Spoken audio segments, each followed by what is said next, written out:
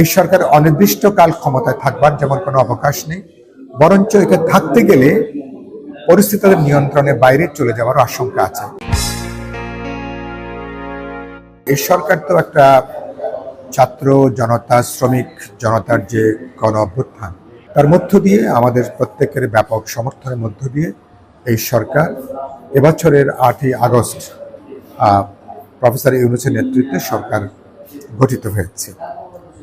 এই সরকার আমি মনে করি 3টা বড় দাগের কাজ। একটা হচ্ছে যে দ্রব্যমূল্যের যে চরম ঊর্ধ্বগতি তার নাগাল টেনে ধরা এবং মানুষকে বাজার নিয়ন্ত্রণ করা, জনজীবনে স্বস্তি এবং শান্তি দেওয়া। 3 নম্বর আমি মনে করি কাজ হচ্ছে সম্ভব যৌক্তিক সময়ের মধ্যে একটা নিরপেক্ষ, গ্রহণযোগ্য, একটা বিশ্বাসযোগ্য জাতীয় নির্বাচন নিশ্চিত করা। এখন যৌক্তিক সময়ের ব্যাখ্যাটা কি?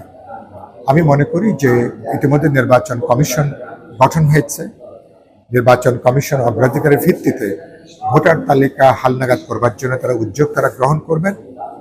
ডিসেম্বরের মধ্যে নির্বাচন সংক্রান্ত কমিশন আশা করি তার রিপোর্ট তারা দিয়ে দেবেন, বা অন্যান্য কমিশনও তাদের রিপোর্ট দেওয়ার কথা। আমি মনে করি জানুয়ারি ফেব্রুয়ারির মধ্যেই সমস্ত কমিশনের রিপোর্টগুলো আলাপ আলোচনা করে রাজনৈতিক দলের সঙ্গে কথাবার্তা বলে কোন কোন গুরুত্বপূর্ণ পদক্ষেপ, কোন কোন গুরুত্বপূর্ণ সংস্কার ঐক্যমতের ভিত্তিতে এখনই সিদ্ধান্ত নেওয়া দরকার, সেসব ব্যাপারে আমি মনে করি এটা সিদ্ধান্ত নেওয়ার সুযোগ আছে। এরপরে নির্বাচনের আর কোনো বাধা থাকবার আর কথা না। সে অর্থে আমি মনে করি যে 2025 সালের মধ্যে, 2025-এর ডিসেম্বরের মধ্যে এই সরকার যদি অবাধ, নিরপেক্ষ, প্রতিদ্বন্দ্বিতাপূর্ণ একটা বিশ্বাসযোগ্য নির্বাচন করে সরকার যদি বেরিয়ে যেতে পারে, আমি মনে করি এটা হবে সরকারের সবচেয়ে বড় সাফল্য। কারণ একটা অনির্বাচিত সরকারের অনির্দিষ্টকাল দীর্ঘদিন ক্ষমতায় থাকবার কোনো সুযোগ নেই। আমি এটা আগেও বলেছি, যে ক্ষমতার কোনো বেড নাই, যে ক্ষমতার কোনো চৌহদ্দি নাই, যে ক্ষমতার কোনো সময় সীমারেখা নাই, এই ক্ষমতা কিন্তু যে কোনো সময় কিন্তু বিপজ্জনক খাদে পড়তে পারে। এবং যে সরকারের কোনো বিশেষ এই মুহূর্তে জবাবদিহিতারও কোনো সুযোগ নেই। সে কারণের জন্য এই সরকার অনির্দিষ্টকাল ক্ষমতায় থাকবার যেমন কোনো অবকাশ নেই, বরঞ্চ এটা থাকতে গেলে পরিস্থিতির নিয়ন্ত্রণের বাইরে চলে যাওয়ার আশঙ্কা আছে। আমি যখন আপনার সঙ্গে কথা বলছি, এই মুহূর্তে বাংলাদেশ খুবই অস্থিতিশীল একটা পরিবেশ বিরাজ করছে, আপনি জানেন। বহুমাত্রিক উত্তেজনা, অনেকগুলো দুঃখজনক ঘটনা ঘটছে, সহিংসতার ঘটনা ঘটছে। তার মানে রাষ্ট্রটা একটা রাজনৈতিক প্রতিষ্ঠান। রাষ্ট্র পরিচালনা করতে গেলে একটা রাজনৈতিক কমান্ড দরকার, পলিটিক্যাল অথরিটি দরকার। এই সরকারের হয়তো আমাদের সমর্থনের জন্য একটা নৈতিক সমর্থন আছে, তাদের ইথিক্যাল মোরাল একটা তাদের শক্তি আছে, কিন্তু রাজনৈতিক শক্তি যেটা একটা স্টেট বা গভর্নমেন্ট রান করাতে গেলে যে ধরনের শক্তি দরকার, কমান্ড দরকার, যে ধরনের সামাজিক বা শ্রেণীগত ভিত্তি দরকার, এই সরকারের তো সেই জায়গাটা নাই। এই জন্য সরকার সদিচ্ছা থাকলেও অনেকগুলো জিনিস তারা কার্যকারী করতে পারছেন না।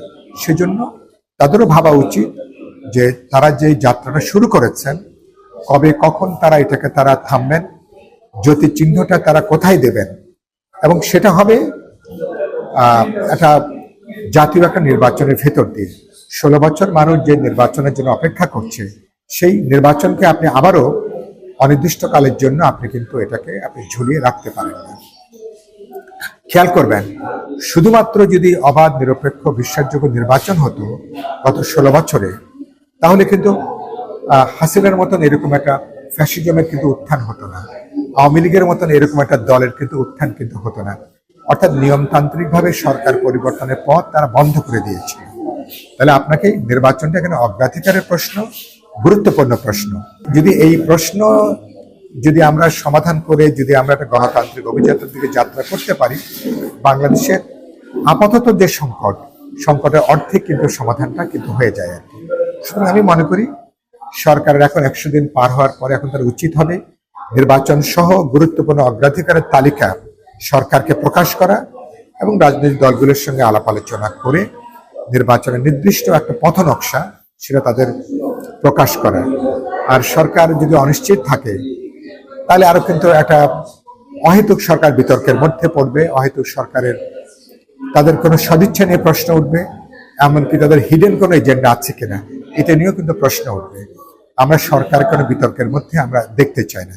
আমরা আশা করব বর্তমান সরকারের নেতৃত্বে আমরা জাতীয় নির্বাচন হবে এবং ভবিষ্যতে একটা নির্বাচিত সরকারের কাছে ক্ষমতা হস্তান্তর করে সরকার নিরাপদে এবং আনন্দের সাথে সরকার তারা বিদায় নেবেন।